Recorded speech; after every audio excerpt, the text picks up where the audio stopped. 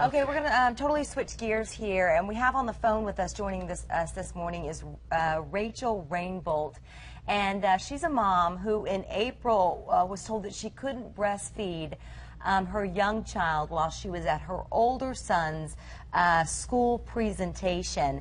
Rachel, tell us a little bit more about what happened to you and what has happened as a result of that. Well, I was in a private meeting with my son's homeschool teacher, and my baby needed to eat, so I started to breastfeed him, and the teacher told me that that was not appropriate, and asked me to comply with her request, at which point I just articulated that it's actually a legally protected right in the state of California. There's a law that states that a mom has a right to breastfeed her baby anywhere she and her baby are allowed to be present. But then the district contacted me the next day and let me know that my older son would not be allowed to participate in a group presentation class because of what had happened. And for some reason, find it shocking or not that this has become such a hot button topic over the last couple of years. What was your reaction knowing that you had the right to do it? When you were told that you could not, were you instantly just angered? Were you kind of surprised by it all? What went through your mind in that moment?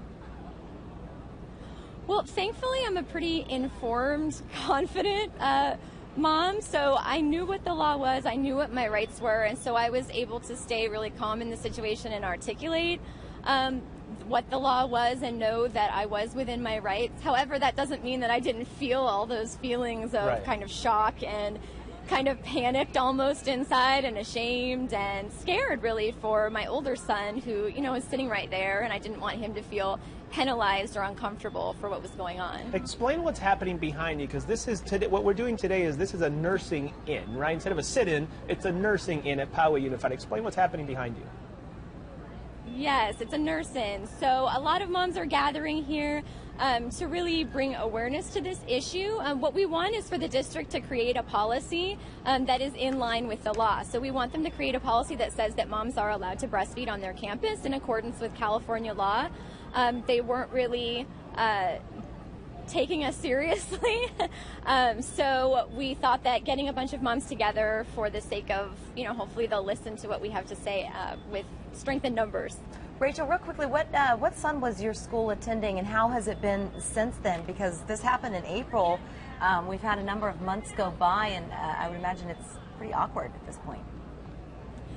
Well, we were actually in a homeschool program, so we only met with the teacher once a week on the campus, and we actually left the district and are now going to school through a charter school. Okay. And we're going to work to get a comment from the district, but basically they have said that they were allowing you to attend the group presentation class, and if you wanted to breastfeed, you could instead have the presentation done in private, but you say that really deprives your child of the group experience that you really wanted him to get. Yeah, the point of that class was a group presentation class for the kids to get experience giving a presentation in front of a group.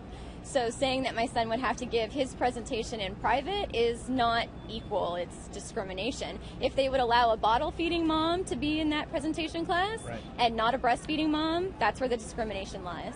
Rachel, playing devil's advocate, what do you say to the people who have heard about this debate over the last couple of years and who kind of look at this argument and say, come on, just cover up, come on, just go outside and do it? What do you say to those folks who maybe disagree with you?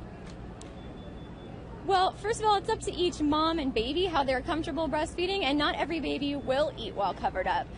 When I was sitting there in the meeting, my baby was starting to get fussy and disruptive, and then instantly, as soon as he started nursing, he was totally silent and still and no longer disruptive, and he won't breastfeed with a blanket over his head, as a lot of older babies are not willing to do.